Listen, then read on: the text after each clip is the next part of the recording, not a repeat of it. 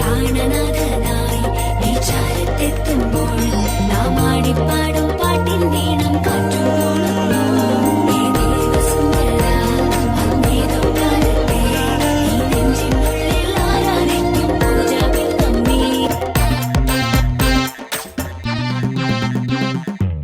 കനവാര് കണ്ടാലും കുളിരേത് കൊണ്ടാലും കഥയൊന്നും മാറില്ല, അവളെന്റേതാണല്ലോ.